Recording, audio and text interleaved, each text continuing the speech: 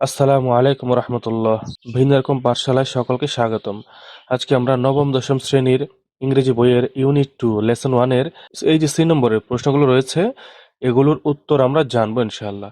এর আগের পর্বে এই যে এমসিকিউ এই সঠিক উত্তরগুলো আলোচনা করা হয়েছে। তার আগের পর্বে মেহেরজানের গল্পটি আলোচনা করা হয়েছে। এরকম ভাবে আরো পিছনে ইউনিট 1 এর পর্বগুলো রয়েছে। সেই পর্বগুলো পেতে চাইলে ডেসক্রিপশন বক্সের মধ্যে প্লেলিস্টের লিংক দেওয়া আছে, সেখান থেকে দেখে আসতে পারো।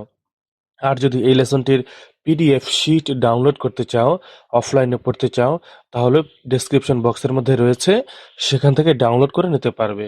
3 নম্বরে বলেছে ask and answer the following questions in pairs. জোড়ায় জোড়ায় নিচের প্রশ্নগুলো জিজ্ঞেস করো এবং উত্তর দাও।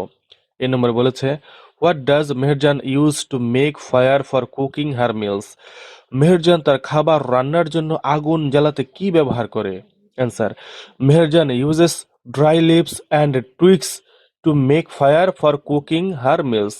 মেহেরজান রান্নার জন্য শুকনো পাতা ও ডালপালা ব্যবহার করে আগুন জ্বালায়। বন্ধুরা, এই মেহেরজানের লেসনের যে গুরুত্বপূর্ণ শব্দার্থগুলো সবগুলো আমি সেই শীটের মধ্যে লিখে দিয়েছি। আর সেই শীটটি রয়েছে ডেসক্রিপশন বক্সের মধ্যে। যেমন টুইক্স অর্থ কি, হ্যাঁ, এরকম ভাবে এরকম আরো যত শব্দার্থ রয়েছে, এরোশন অর্থ কি, এরকম গুরুত্বপূর্ণ অনেকগুলো শব্দার্থ রয়েছে, ল্যান্ডেড প্রপার্টি, এগুলো আলাদা আলাদা করে সবগুলোর অর্থ আমি শীটের মধ্যে দিয়ে দিয়েছি। তো সেই শীট থেকে পেতে চাইলে অবশ্যই ডাউনলোড করে নিতে হবে। 2 নম্বর প্রশ্ন, what property did Meherjan loss due to river erosion. নদী ভাঙনের কারণে মেহেরজান কোন সম্পত্তি হারিয়েছে? Answer, Meherjan lost her house and landed property due to river erosion. নদী ভাঙনের কারণে মেহেরজান তার ঘরবাড়ি ও জমি জমা হারিয়েছে।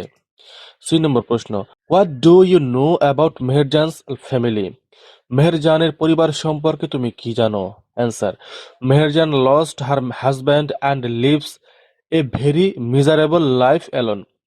মেহেরজানের স্বামী মারা গেছেন এবং তিনি একা খুব কষ্টের জীবন যাপন করেন। 2 নম্বরে বলছে in which season is river erosion most likely to occur. কোন ঋতুতে নদী ভাঙন সবচেয়ে বেশি ঘটে? Answer, river erosion is most likely to occur during the monsoon season. বর্ষাকালে নদী ভাঙন সবচেয়ে বেশি ঘটে। 2 নম্বর প্রশ্ন, why is the phrase greedy Jamuna use to describe the river. What greed do you notice in the description.